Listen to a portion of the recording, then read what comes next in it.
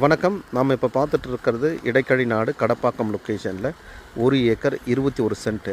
இது வந்து புதுசாக டெவலப்ட் பண்ணியிருக்கிற ஒரு ஃபார்ம் லேண்ட். இது நல்ல ஒரு சூப்பரான டெவலப்டு ஏரியா. இது டோட்டல் ஏரியா 1 ஏக்கர் 21 சென்ட்டு. முழுவதும் ஃபென்சிங் இருக்குது, கேட் இருக்குது, பைப் லைன் இருக்குது, அதோட ட்ரிப் லைன் போட்டிருக்காங்க.